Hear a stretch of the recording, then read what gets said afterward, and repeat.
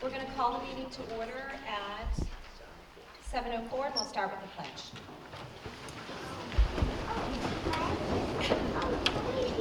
I pledge allegiance to the flag of the United States of America and to the republic for which it stands, one nation, under God, indivisible, with liberty and justice for all.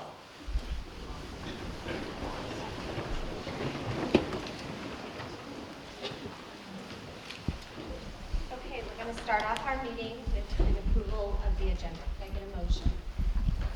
Make a motion to approve the agenda. Second. Any discussion? Okay, all those in favor? Aye. Okay, and going right along to approval of open meeting minutes from February 27th, 2017. Can I get a motion? Motion to approve the open session meetings of February 27, 2017. Any discussion? Okay, all those in favor? Aye. Okay, moving right along to the presentation of the Diversity Student Artist MAEA Youth Art Month. We have Yep, we have Alice Gentili. Good evening, everybody. I know, particularly our students that are here, you're dying to hear the FY18 budget presentation. I know you're just really psyched to learn more about expenditures and revenue.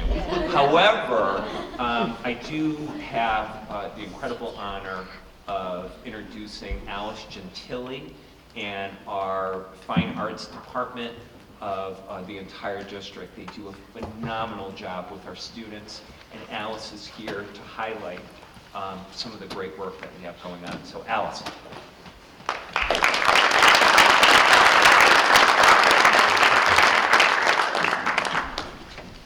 Hello, everybody, and thank you for coming.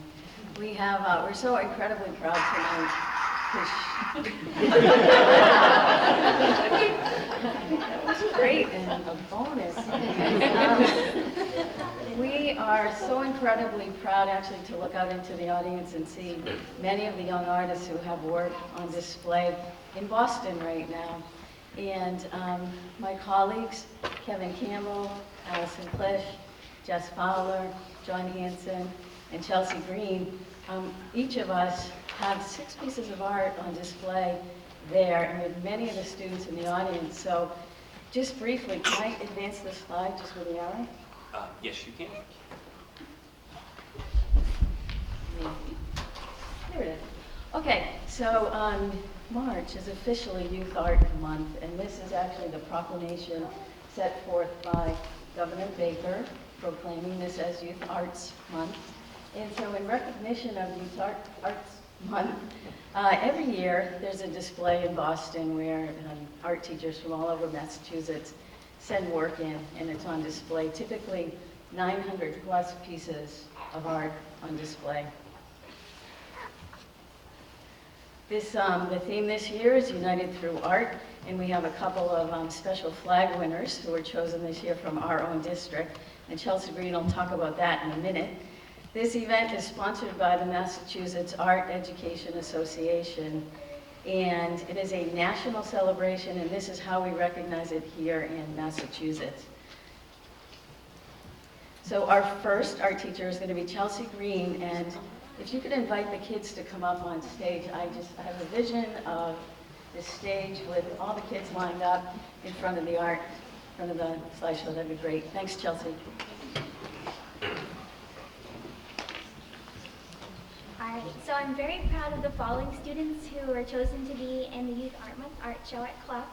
First up is Madeline Flanagan, who made a collage Minecraft self-portrait. Then we have Jack Calvi, who made a warm and cool color paper weaving. Come on up, Jack. Alright, then we have Kylie Robinson, who made a self-portrait using painting and drawing techniques. Next we have Maggie Lewinsky, who made a wire self-portrait. Then we have Ileana Laporte, who made a self-portrait using drawing and painting techniques.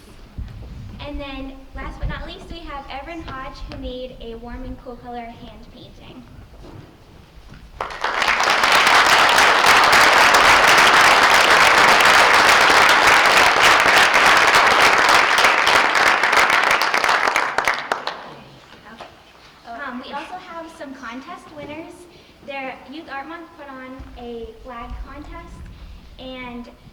out of all the schools in Massachusetts, Kayla Abbott was chosen as first place for the elementary school level for her flag design. And Matthew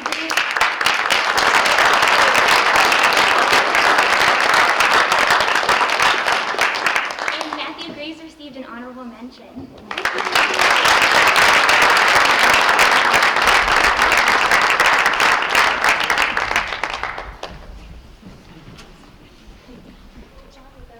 Congratulations, Clough students.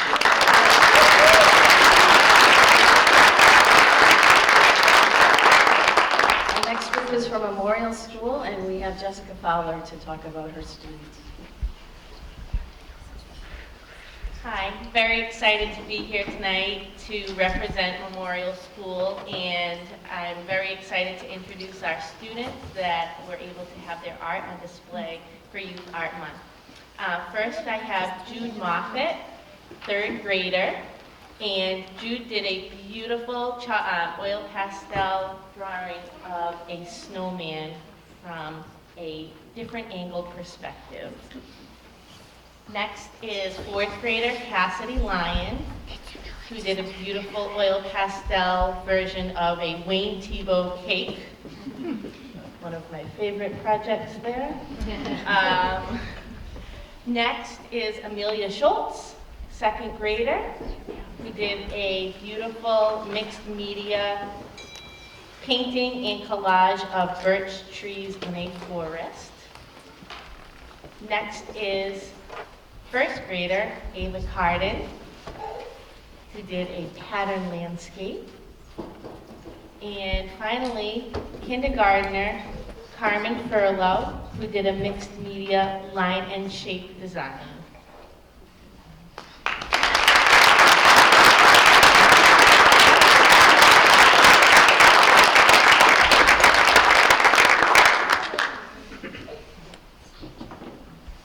Congratulations, Memorial School artists.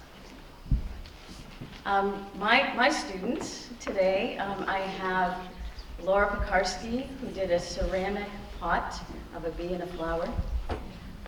Sabrina Casano, who did a digital painting of Cirque du Snow Yay. Not to jump the gun on the snow, I'm sorry. Very appropriate.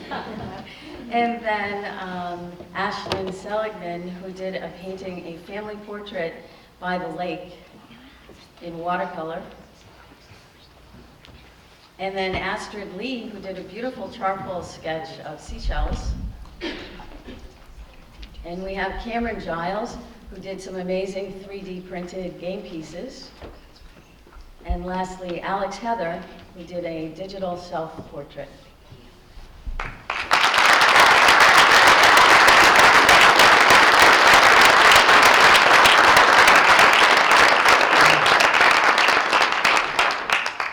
Congratulations, all those MISCO artists. Part 2 of MISCO, John Hanson is going to come up and talk about. Good evening. As I call your name, please come on up. For 7th and 8th grade art from Misco Hill, Isaiah Rains created a mini masterpiece painting from a photograph that he took himself. Ben Skiba created a Star Wars scene from the tunnel prison escape. Grace Harvey painted a STEM assignment illustration that is using the Fibonacci spiral. Lily Bigelow used oil pastels to create fruit still life.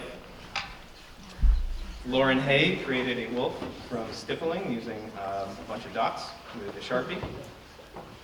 And Kendall Jason worked off of a reference picture of marbles up close to create them in colored pencils. Congratulations.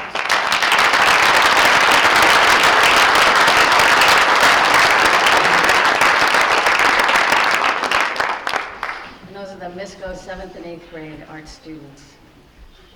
Coming up to talk about some of the high school art students is Allison Klisch.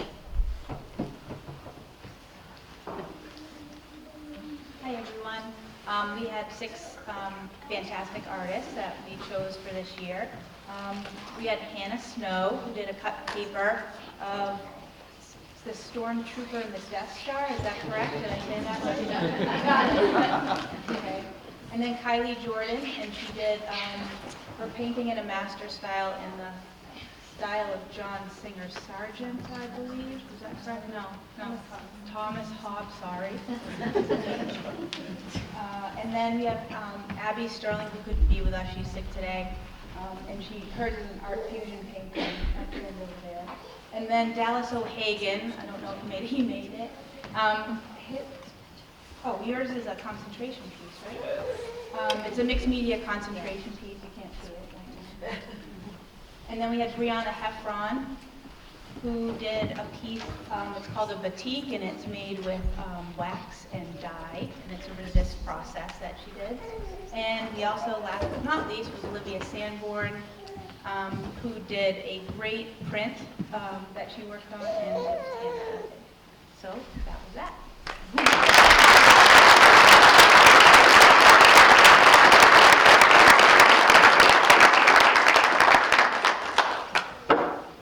Thank you, Allison. And Nipmuc Part Dur, Kevin Campbell.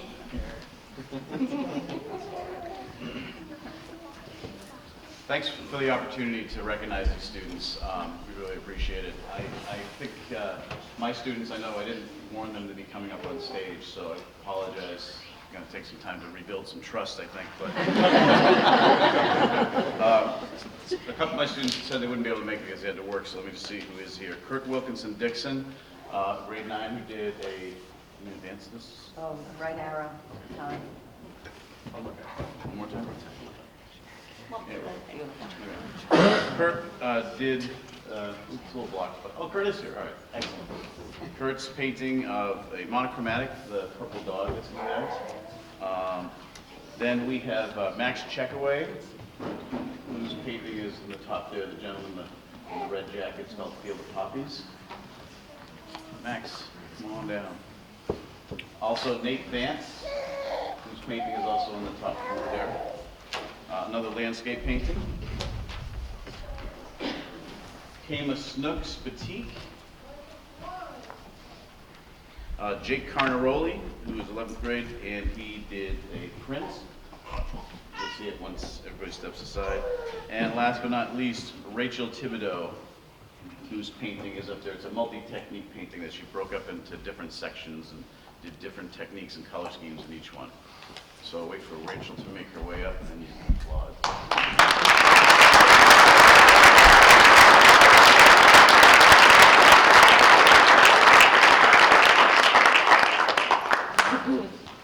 Boy, that is something. It's so wonderful to see all these kids up here on stage, glowing in art.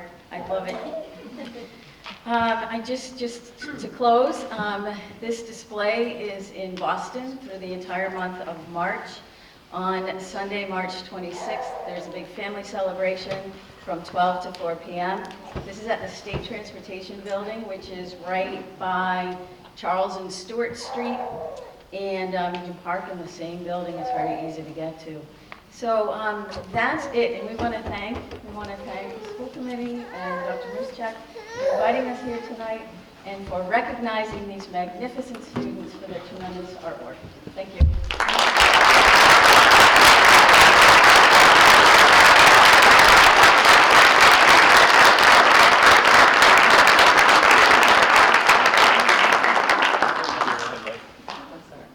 Do you want to say anything, or shall we dismiss them to go get ready for their snow day? You're more than welcome to stay for my compelling budget. I gotta tell you, it's pretty good stuff. I give myself a high grade, but in all seriousness, kudos and congratulations. If you were to say, you would be hearing me talk about the accolades of the incredible things that are happening in this district. You guys are the epitome of what is happening. That's outstanding and good. So congratulations, job well done.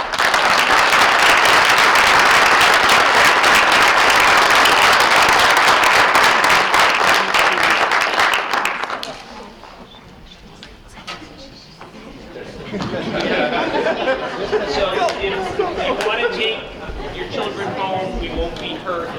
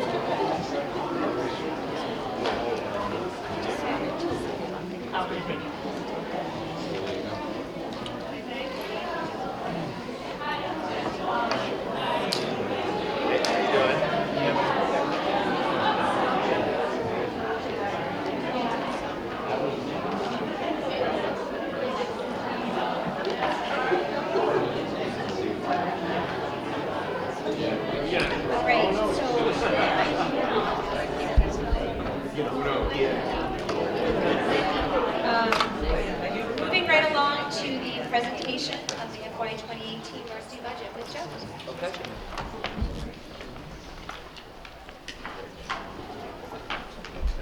All right, well, good evening, everybody. This is the fascinating part of the show. If you haven't gotten one already, there's a summary document on those back tables, plus there's also a handout of the line item of the budget. All 432 lines of the budget are detailed there, if you want that degree of specificity. I'd like to first and foremost recognize some folks that were instrumental, as they are every year, in putting together this budget. First, the budget subcommittee of the Regional School Committee. That subcommittee is chaired by Tana Jango and also has Phil DeZutter and Pam Anjanit on it, along with our representatives from the two FinComs, Sean Craig and Wilhelm Anjanit. I'd also would be terribly remiss if I didn't recognize our district leadership team. Every year, in working in conjunction with their staffs, the principals and the department chairs, put together a very responsible yet progressive budget that really continues to move our district forward. So I'd like to thank you for all of your hard work. As we do every year, I'm a big believer that every budget should be goal-focused. And this year we have 3 simple yet succinct goals of our budget. First, to maintain what we have, to maintain level services. That means specifically to ensure that our students get the same programs and services that they're getting this year. Secondly, and really a cornerstone of our vision, is the district's cycle of continuous improvement, to ensure that we don't rest on our laurels and we continue to grow as a district. And as always, the third goal, to maximize efficiencies. I'm very blessed to be working with Jay Beyer as our business manager. Jay will facetiously say that he's cheap, and that may indeed be true, but he is tireless in looking under every single stone to find savings. And we've made significant progress, particularly in the area of energy, in saving quite a bit for the district, and those savings in turn go back into the classroom. I'd like to say first a few things about where we are here and now as a district. And I think what we just saw with Alice and the art department and our students and achievement, again, I think that's just a snapshot of how well we're doing at the district. I'll get into more specificity in a minute, but you can look in this booklet where it shows average class sizes. I believe that is contained within the snapshots of each of the schools, and then also on page 8 in the projected class sizes. But across all 4 schools, looks like I lost this, huh?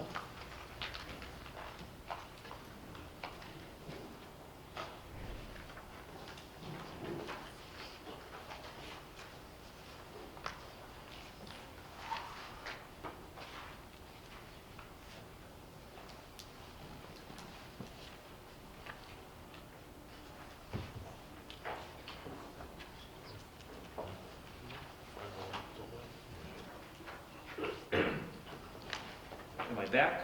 Yeah, Okay. you're back.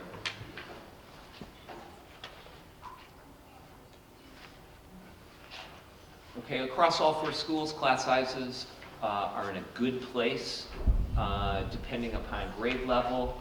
Generally speaking, they're in the ballpark of the low 20s across the board. Class sizes that are highly conducive to student learning that's personalized. As a result, one of many factors, but probably the largest factor, is the degree of highly effective educators we have teaching our kids today. By most metrics, we very much have 4 high-performing schools. Now, granted, MCAS is only one snapshot of how well our students are doing, but realize it's the key snapshot that the state uses in its standards and accountability system. Across the board, if you look at all 4 of our schools, you're talking essentially we're in the top 5th of the state as far as the ranking and percentiles. If you're to look at Clough, it's in the 85th percentile of all elementary schools across the Commonwealth. Memorial's in the 90th percentile. Misco Hill is in the 77th percentile, and Nipmuc is in the 83rd percentile. I know oftentimes we tend to be our own worst critics, and we look at our deficiencies, which we should, and we should be looking at ways to always improve. But when you step back and you look at the big picture, all 4 of our schools are doing very, very well. Something that we celebrated over the summertime is just accolades for really the flagship of our district, Nipmuc Regional High School, which last year alone was named as a commendation school by the Massachusetts Department of Elementary and Secondary Education for MCAS scores, but also for growth. The fact that more kids were moving from just proficient to that advanced level. So it was named as one of 5 commendation high schools across the state. And then the fact that Newsweek magazine also named it as one of America's top high schools, one of the top 500 high schools in the nation. Looking at a lot of indicators for how well the school is readying kids for college and beyond. One of the key factors, one of the key indicators that they looked at was how well our students were doing on AP exams and in AP courses. The staff here at Nipmuc has done a tremendous job as far as getting more kids to access the most rigorous coursework and do very, very well. In fact, if you look at the statistics for the class of 2016, approximately 2/3 of the kids that graduated accessed at least one AP course during their 4 years at Nipmuc. That is incredible. Furthermore, of 153 kids that took AP exams, 77% of them got college credit, qualifying scores of 3 or higher. So that is tremendous success. That speaks to the strength of our Nipmuc educators.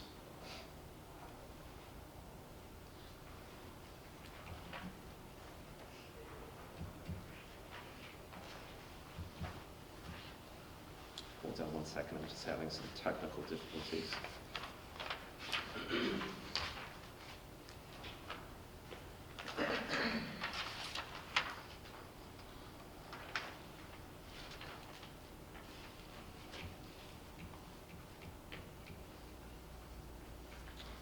We've also done well in other categories.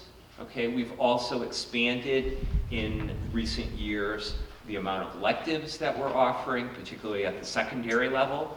I was just having a conversation, I see her sitting in the back row, with Lori Holloway, who is our district director of our enrichment program.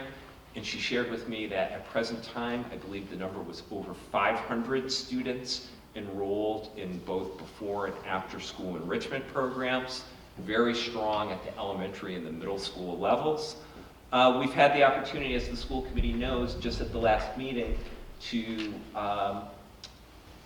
which you just approved field hockey as a new middle school sport. We've had the opportunity to add, I believe, 3 sports, soccer, volleyball, and field hockey within the last 2 years. So these are more opportunities for our kids. One of our major strategic initiatives has been expanding the inclusion model for all students, for those students who have specialized learning needs, so that they're getting their instruction into the context of the regular classroom, not through a pull-out model. We've had tremendous success in expanding, but also ramping up our one-to-one learning program, both at the middle school and the high school, where our staff is using technology in a purposeful, smart way, so our students can communicate, collaborate, and innovate in new ways.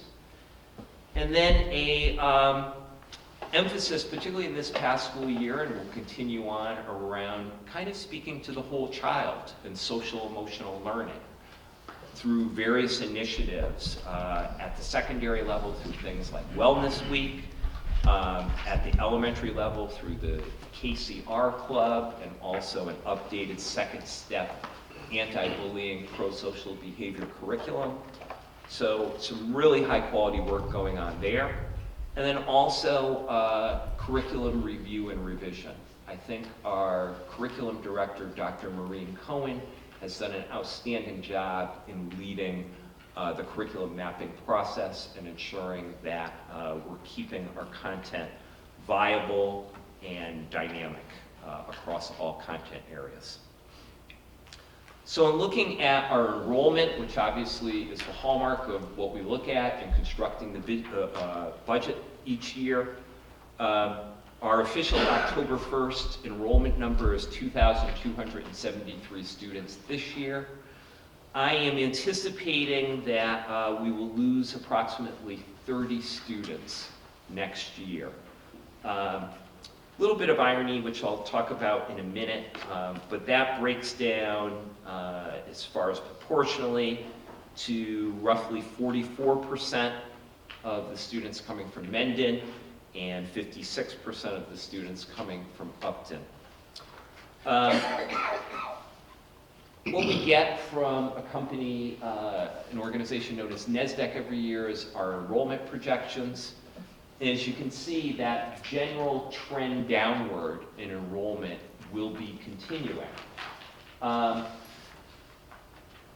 blue line represents the kids that were actually born within the two communities, where the green line represents 5 years later how many Mendon and Upton kids actually enrolled as kindergartners at Clough or Memorial.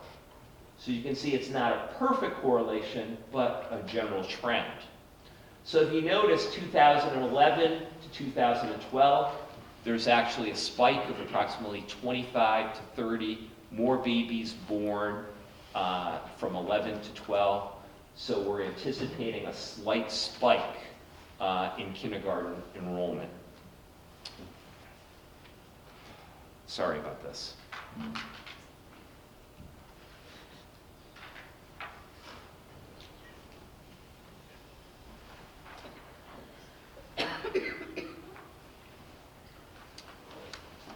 One thing that I can talk about is the fact that what is actually matriculating through the school system, where we typically had classes of 200, 220 by the time that they would get to MISCO when you combine Memorial and Clough. We're now looking at classes that are more in the order of about 150 to 160 students. So next year is a one-year trend where it bucks up a little bit by 25 to 30 students, and correct me if I'm wrong, Jan and Deb, I think we're already seeing that with our kindergarten enrollments to date, but the downward trend, short of new housing developments coming into the communities, looking strictly at the live birth data, it will continue to trend downward. And again, another slide from NESDEC. As you can see, obviously, the best, these 3 to 5 data points are probably your most accurate, but again, that slight gentle trend downward in enrollment. Another way of looking at it, again, this would just be Mendon and Upton children, what the projections are moving forward. So upwards of, October 1st, it's 2020, a loss of almost 200 students within the districts. So I talked about a couple minutes ago what our average class sizes are. You can see across the board at our 2 elementary schools, our homerooms, if you average them all out, are exactly 20.2. Generally speaking, in our early elementary grades, K and 1, they're smaller, and in 3 and 4, they're a little bit on the larger size. Misco Hill this year is at 23.2, and the high school is at 19.1. Keep in mind that this is, I generally show 5-year data trends, but if we were to go back to 11-12 or 10-11, you would be talking about class sizes very much high 20s, low 30s. To put things in perspective, the statistic that I always remember is during the 11-12 school year, 40% of all classes at Nipmuc were 30 or higher. So we've made some pretty dramatic progress, to say the least. So the proposed FY 2018 regional school budget is a $33,409,859 proposal. That is a 2.47% increase over the current year's operational budget. Like I said, it maintains level services and it keeps our class sizes intact and builds on our district's focus on instructional improvement. So I'd like to talk a little bit about what are some of the drivers to the operational budget, and then also what are some of the anticipated revenue. So first off, the first two largest drivers by far are salary and benefits, like they would be for most organizations. Right now, we've got salary increases, including COLA steps and lanes, of about $355,362. As I talk about in my opening letter, which is on the first page, it takes into account 5.0 fewer FTEs, largely through attrition, retirement, and some consolidation. As far as employee benefits, right now the quote that we have for Harvard Pilgrim Health is a 9.9% increase in rate. That translates to $268,510. We also, for our employees that are not members of the teachers' retirement, we got a 6.6% increase in the Worcester County retirement assessment. As far as transportation, we just signed a new 3-year deal with Telstone & Sons, which is our busing company. The percentage increase was actually about in the ballpark of 8 to 9%.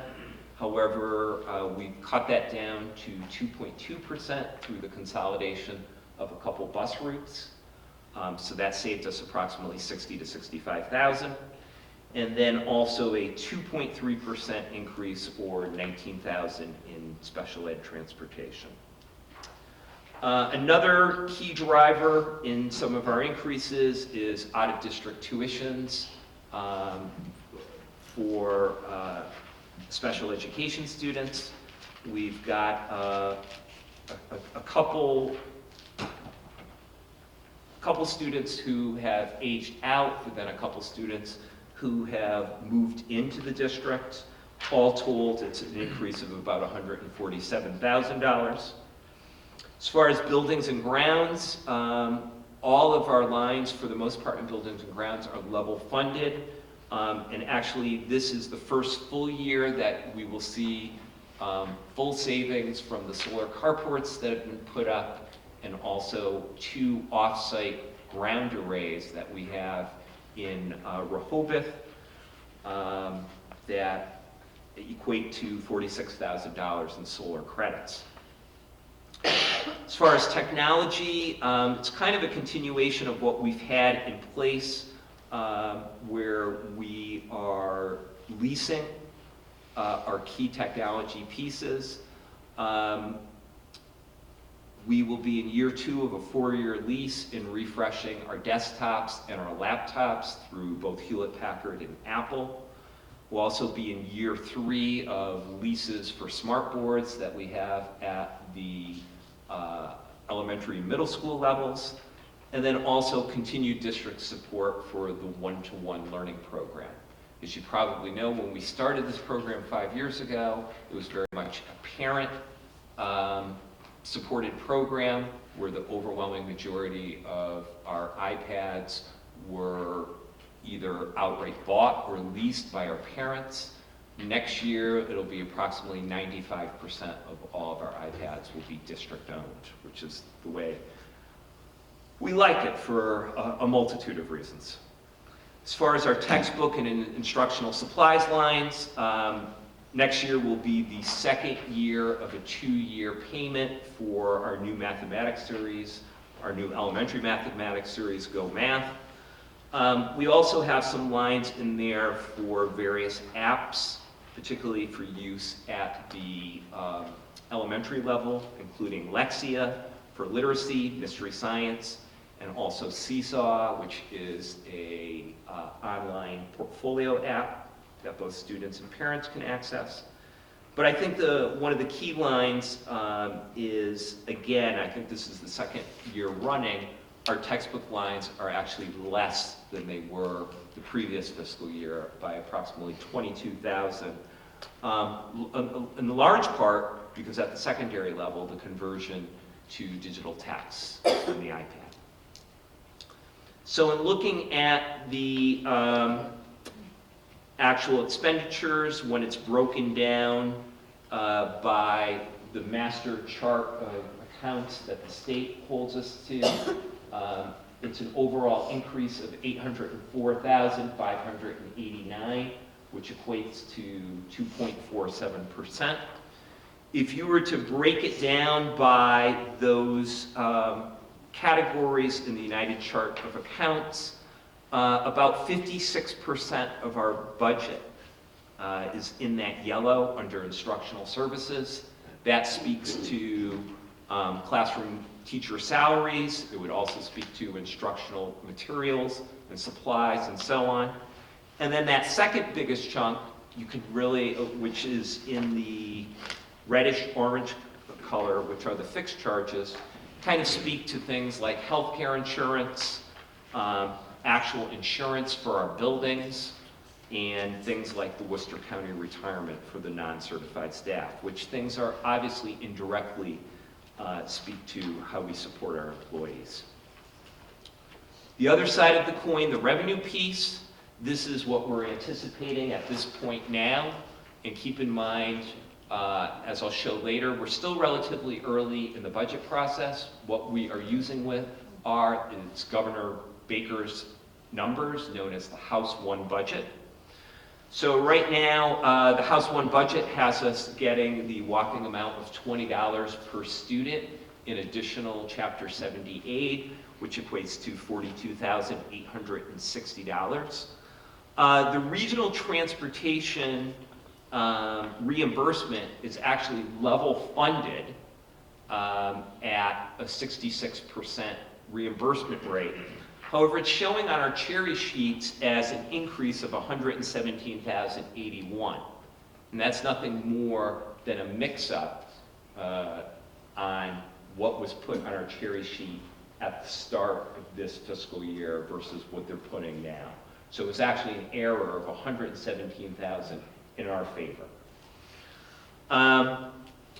Decrease in net charter reimbursement, that is, we have a grand total of 7 students from Mendon and Upton who attend charter schools in Franklin and Marlborough, and we get reimbursement only for their first 3 years that they attend those charter schools.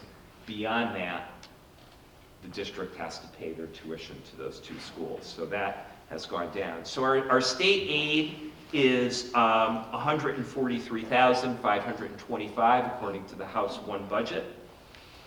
As far as our local assessments, the minimum local contribution, which I'll talk a little bit more in detail about what MLC is all about, increases to Mendon by $183,527. In operational additional, the district is asking for a grand total of $222,011, or a 2.57% increase to Mendon. And the minimum local contribution to Upton increases by $221,400, and in grand total, the district is requesting additional $334,053 in total. So between the both towns, we're requesting additional $556,064. Then a very small part of the budget is known as district receipts. Those are things that we fund ourselves, largely through things like choice, the number of students that choice into our district, or something known as E&D, or excess and deficiency, which is essentially free cash that is left over from previous fiscal years. We are allocating right now at present time, there's $1.1 million in our E&D, so we will be allocating $150,000 more than the current fiscal year.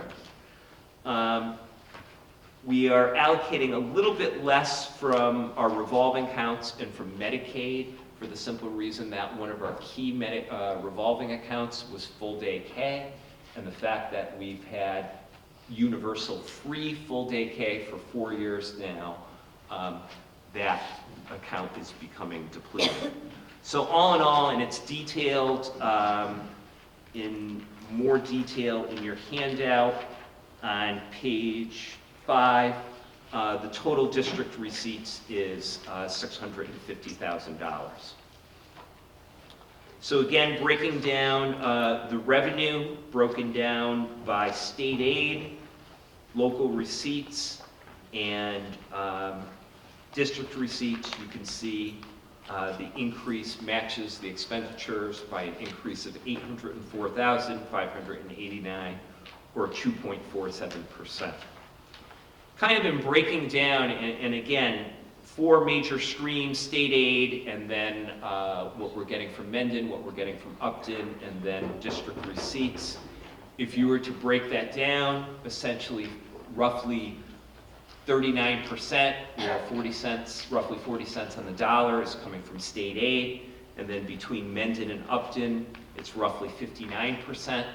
And the district receipts, again, what we're bringing in from things like choice or E&D is relatively small. It's roughly 2 cents on the dollar, or roughly 2%. So kind of breaking things down a little bit more by our 2 communities, you see highlighted there the minimum local contribution increase. Again, that number right there is dictated by the state, it's not dictated by us, is a hair under a 3% increase, or $183,000. The total additional requested is $222,011. I should note, and this is for both towns, the building that we're in right now is now 20 years old, and as a result, the 20-year note has matured. So as you can see in red here, a reduction of that debt service to the tune of of about $376,000 for Mendon. As far as Upton, again, the minimum local contribution is very similar to Mendon's. It's an increase of 3%, and as a result, it's an increase of $221,400. With the operational additional, the requested additional is $334,053, which comes out to be an increase of 3.21%. Again, you can see a reduction in the debt service of approximately $482,000. Something that, if you'll permit me to go full geek for just a couple minutes, something that I think it's important in talking about state funding to help give a little bit of perspective. And a lot of this has been driven by something known as target share. And I know 2 years ago when we were in the midst of a conversation about the override, we talked about this quite a bit, and I'd like to revisit it if I could for just a minute. We're working under a system of an educational funding formula which was tweaked in 2007, where intentionally the state tweaked it to put a greater burden on municipalities rather than the state funding. And they came up with the concept of target share, which is essentially the percentage that a community should be contributing to K-12 education for all the students that reside in that community. okay? And they look at two factors. They look at aggregate property values, and they look at aggregate personal income levels, okay? And together, they come up with a metric that changes from year to year, but it's known as MRGF. MRGF standing for Municipal Growth Revenue Factor. Fascinating stuff, isn't it? So in the scheme of this, with regard to state and local target share, the overall goal for every fiscal year is that the municipalities should cover 59% of the overall bare minimum, which is referred to as the foundation budget, and state aid should cover 41%, and municipalities should cover 59%. So it's roughly a 60-40 split. But realize there's variations, okay? So statistically, the poorest community in the Commonwealth is Lawrence, and their target share is 21.57%. That's what they're on the hook to cover. The cap, is 82.5%. And if you can believe this, there's 148 communities that are at the cap, okay? So it's quite a bit. To put things in perspective, what I did is I came up with some communities that are contiguous to us. And as you can see, the low is Northbridge. Oh no, I'm sorry, it's Milford, which is a hair under 50% is their target share. And then Hopkinton is one of those 148 communities that's at the cap, 82.5. And again, they're looking at two things. They're looking at aggregate property value and aggregate income, okay? So you see where we are. So Mendon and Upton, for the formulation this year, Mendon's target is 73.43%, and Upton's is 70.85%, okay? Something that you have to realize in when they develop minimum local contributions, they say, is the community above their target? Are they at their target, or are they below their target? Mendon and Upton are two communities out of 58 in the Commonwealth that are below their target share. Now, for those of you that heard me present 2 years ago, you'd realize that part of the argumentation for the imperativeness of the override is we were significantly below the target share, okay? They still are, but significant progress has been made. As a matter of fact, when I presented this 2 years ago, I think it was something in the ballpark of 9% and 11% below target share. So significant factor has been made. You see the increase in municipal revenue growth factor for FY17. We've seen some points where actually Mendon is doing slightly better than Upton is, as far as things like property value, aggregate wealth, and so on. But the state in its formula this year added a factor of 1% to communities that were over 2.5% away from their target share, hence a differential between the two communities.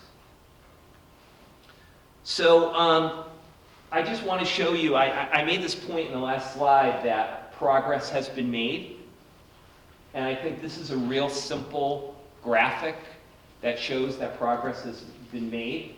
If you look at the minimum local contribution increases for Mendon over the last 5 years, you see where they were, and then over the last 2 years, and you can look at the percentages of what they were over the previous years.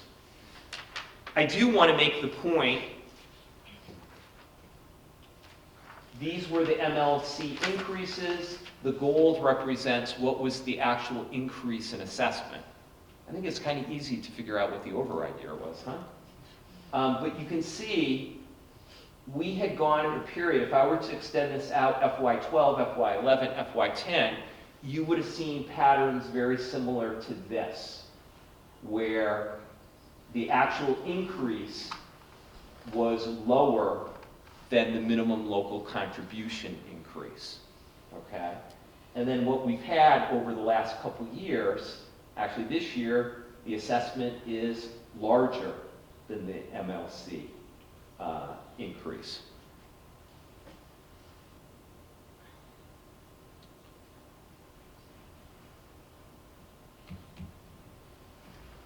So again, if we look at Upton, it's a similar story.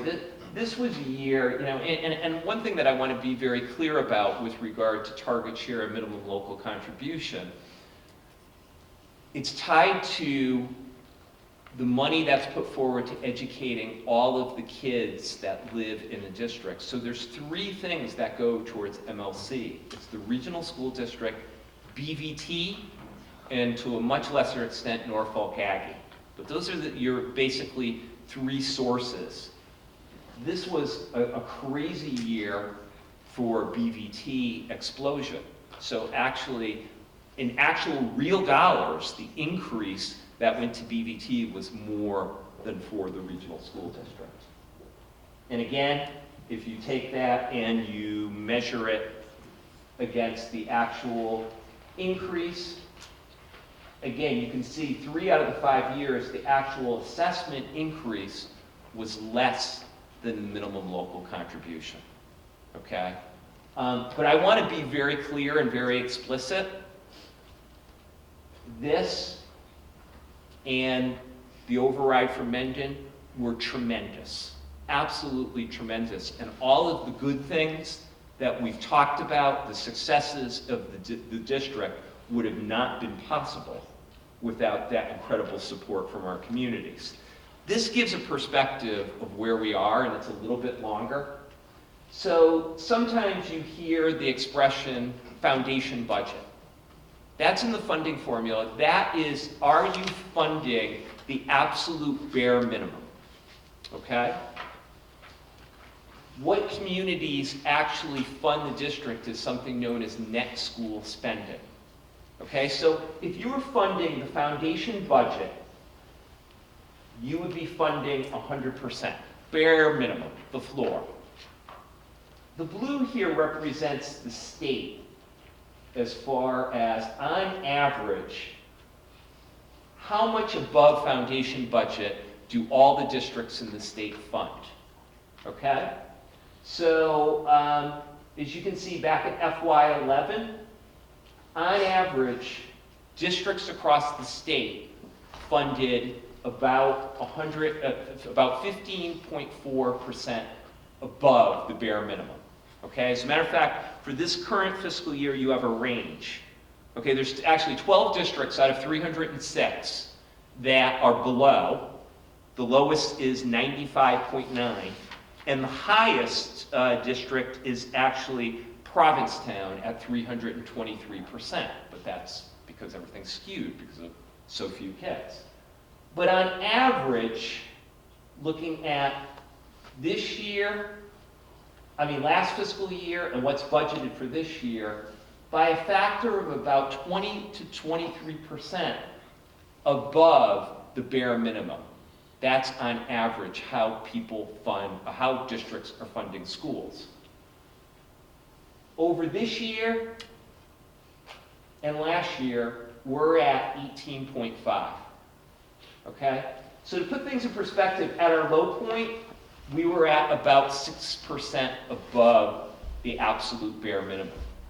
And we really are at our nadir, where there's pretty much about a 9% gap between the average. Can you see where the override occurred? Okay, that basically pulled us up to just about the average. Okay, so I want to be very, very clear. I think we've come a long way, but I also want to be explicit that it's not like when you look at a metric like this, net school spending, which is kind of a standard, we're not exactly exorbitant. I think we're remaining to be conservatively fiscal in doing the absolute best with what we've got, okay? And in looking at this, really what does this equate to? The things that we've talked about having appropriate, reasonable class sizes, talking about, as a result, being able to personalize learning for our kids, about being able to have increased opportunities in electives and co-curriculars and in athletics for our students. Having, we saw the incredible opportunities that we had in the fine arts with our kids at the top of this hour. Also within the applied arts, particularly in the emerging fields of technology. I think I talked a little bit about the inclusion model, to put really strong, solid supports and interventions in place for our struggling learners. Being able to give our teachers the equipment, the technology, and the tools that they need. Being able to create more career connections for our kids, particularly here at the high school, the work that we've done both with our STEM and humanities scholars and giving them real tangible opportunities to job shadow, for internships and so on. And then last but certainly not least, the ability to attract and retain highly effective educators. I repetitively say, and I always mean, that our teachers in Mendon Upton are second to absolutely none, bar none. And I think being able to continue to attract them to a district like this, where things are dynamic, things are progressive, is incredibly important. So I think that, through the support of the communities, has been able to really take hold. I think the bottom line, when it comes down to it, is always staying true to the vision of the district moving forward. This will be coming up in FY18, the 5th year of our 5-year strategic plan. So we will, in the fall, start with a new direction. While we'll start with a new direction, I really think the 3 core principles of our vision that we really collaborated and we started on this journey in 2011 around being a district known for excellence, innovation, and that cycle of continuous improvement won't change. Those elements will still be there. They still very much will be strong.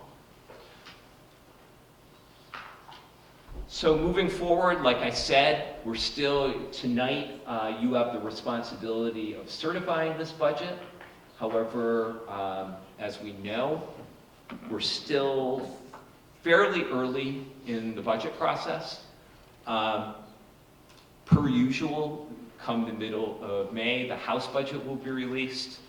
Then the Senate budget will be released in mid-May. We hope things will change. Sometimes they do, sometimes they don't, particularly with regard to Chapter 70 and regional transportation reimbursement. But we need to certify a number tonight, as you know, and then it will go before our 2 town meetings, which are back-to-back this year. And in all likelihood, we will have the finalized budget once the state has finalized its budget, usually right around July 15th or so. So with that said, I'd be more than happy to take any of your questions or comments.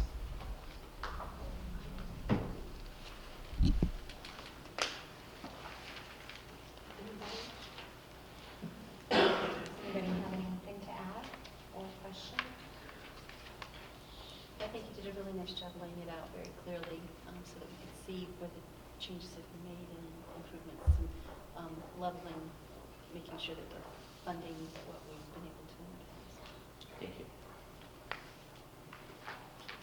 Okay, well, if we have no further questions, we can go to the motions for approval. Diana, do you want to, Oh, Any questions oh, from the I'm public? sorry. I skipped over a part. I'm very tired tonight. Any questions from the audience? Sorry. I also agree, it was an excellent presentation. I'm Bob Reed, the interim manager in Upton. Superintendent Superintendent, you mentioned Upton's 4.49% from the target share. Do you have a number for that, and what it would take to get Upton up to that target share? Yes.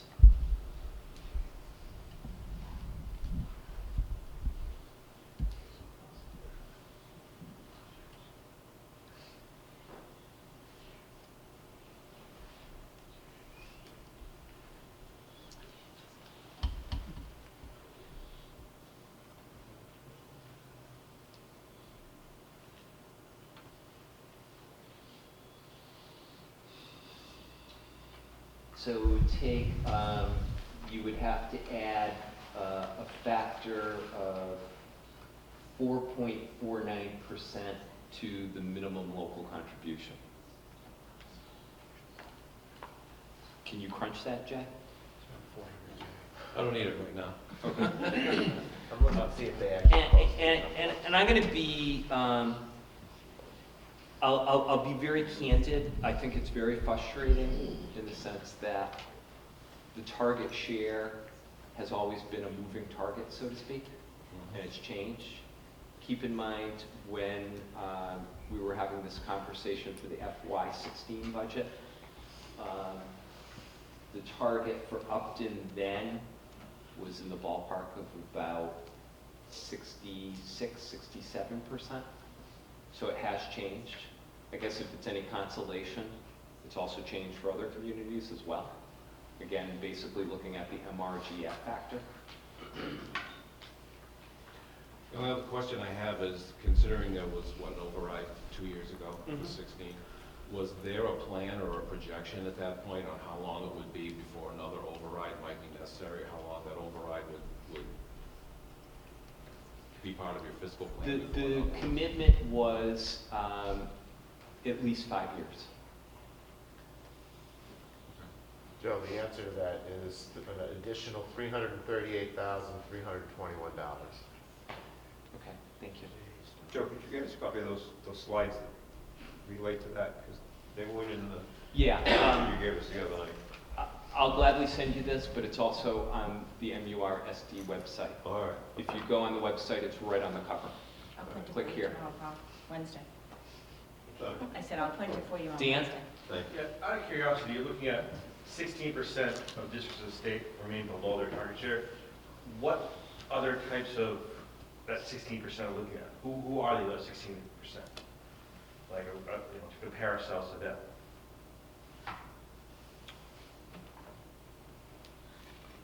I'm gonna do this real time live, okay?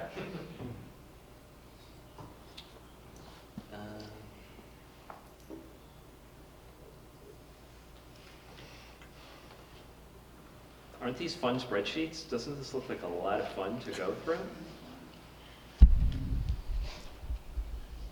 That's why you get the big buck, Joe.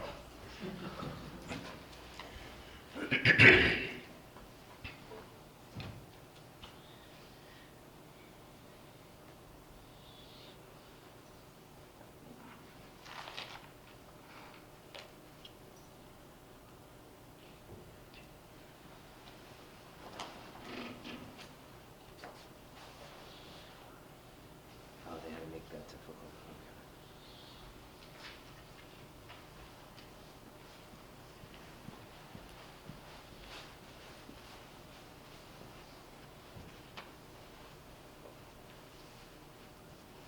Okay, so it's a mix, to be 100% honest, but do you want me to rattle off some of the names? Is there anyone in the area that compare ourselves to? Okay, so Bolton is one of them.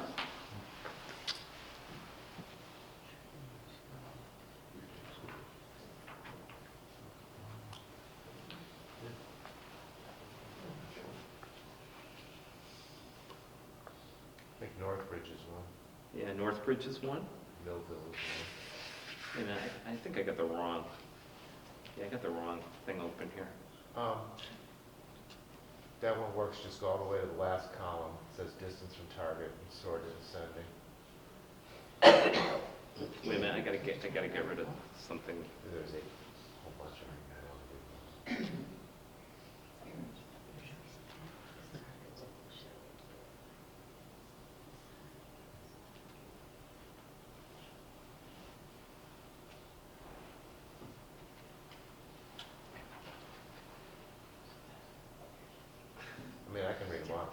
Yeah, could you please? Sure.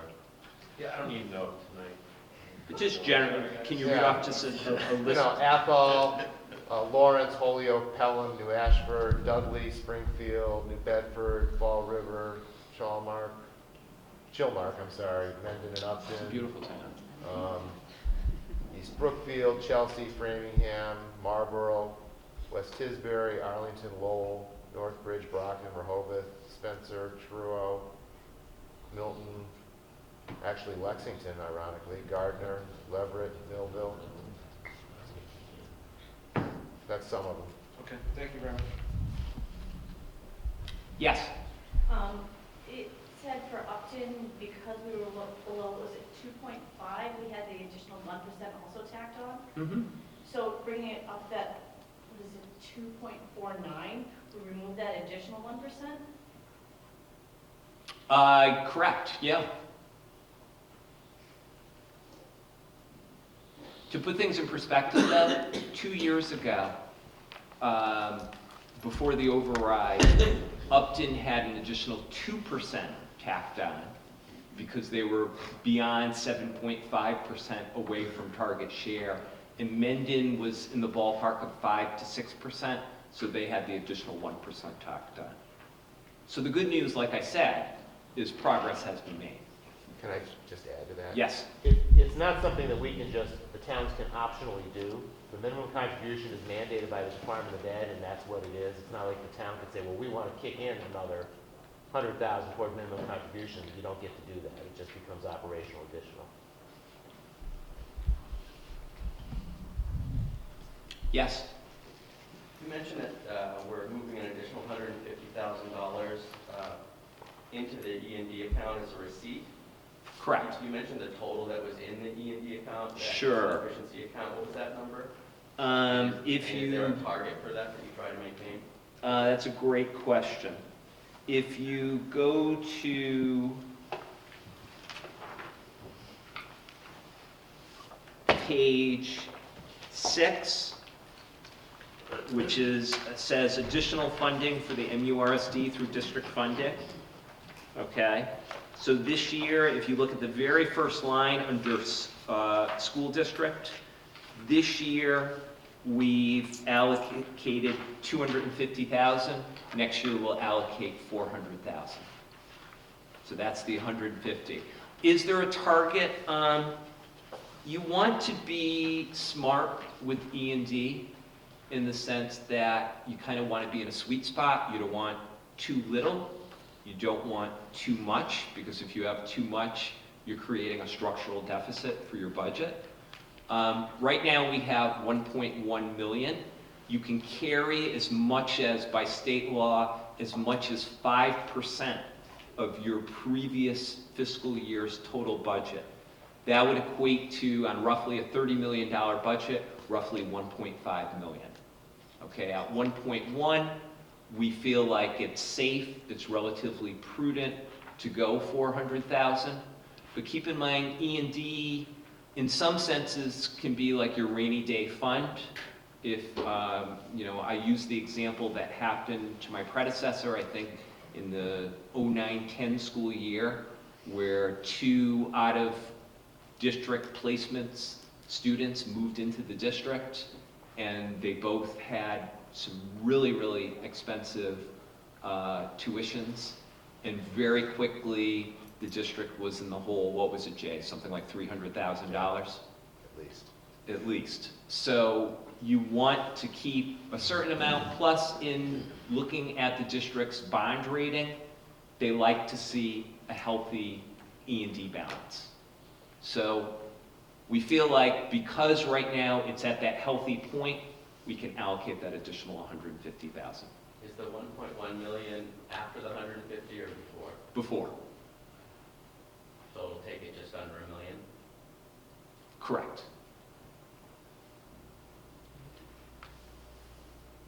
Any other questions?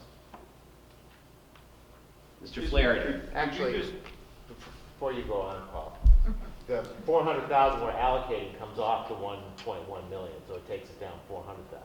So it'll be down to 700,000? Correct. Correct. Plus anything we potentially add into it this year. by the Right, end of so the the year. maximum is $1.5 million. We're at 1.1 now, we're taking it down to 7, and you're comfortable with that? I'm hoping we're gonna put some more in at the end of the year, so it'll actually go back up to the 900,000 or so. Thank God it's been a real light winter so far. Right. Yeah. Sure. Paul. Could you just reiterate what you had told us the other night, that these, the athletic programs in the middle school they're not totally funded out of the budget, but they're No, all- actually, to the contrary, the athletic programs of the middle school is almost exclusively funded by our parents. That's what I was getting. Yeah, we go with the same exact user fee that the high school does, $175 per sport. The only thing that comes out of the operational budget is a mere $10,000 that's used for transportation.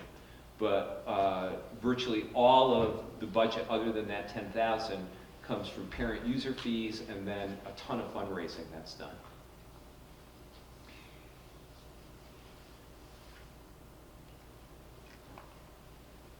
Any additional questions? Okay, we'll move on to the certification of budget.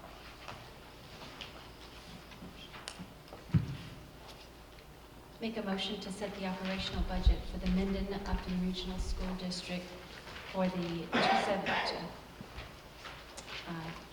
2017-2018 fiscal year at $34,333,373 that consist of the general operations within the levy limit of $33,409,859 and the debt service outside the levy limit of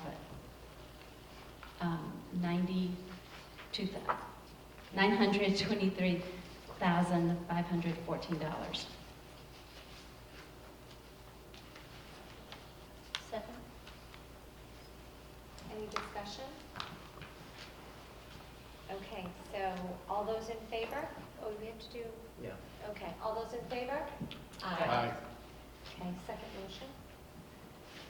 The second motion is to assess the town of Minden $9,288,447 that consist of the following: minimal local contributions of $6,329,656, non-discretionary charges $665,093, discretionary charges $1,882,327, long-term debt for Nipmuc and Misco renovations of $0, long-term debt Clough Memorial Schools $339,447, long-term debt for the Misco Green Repair $71,923. Second. Any discussion? Okay, all those in favor? Aye. Motion 3, to assess the town of Upton $11,244,900 that consist of the following: minimal local contributions, $7,534,980, non-discretionary charges of $834,892, non-discretionary charges of $2,362,885, long-term debt for Nipmuc and Misco renovations of $0, long-term debt for Clough and Memorial Schools $424,453, long-term debt Misco Green Repair is $87,690. Second. Any discussion? Okay, all those in favor? Aye. Motion 4 is to appropriate $13,150,026 from state aid that consists of the following: Chapter 70 funds, $12,296,046, regional transportation reimbursement, $949,015, charter school net charge offsetting, Second. Any discussion? Okay, all those in favor? Aye. The fifth motion is to appropriate $650,000 from the following school district accounts: excess and deficiency, $400,000, vision special education tuition, $75,000, transfer in from revolving accounts, $150,000, Medicaid reimbursement, $25,000. Second. Any discussion? Okay, all those in favor? Aye. Okay. Everything is all settled there. Any other topics not reasonably anticipated by the chair within 48 hours?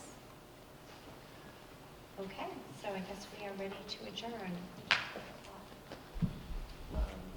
8:22. Thank you. Okay, so we need a motion to adjourn. Make a motion to adjourn? Second. Any discussion? Okay, all those in favor, say aye. Aye. Okay. We are adjourned at 8:22.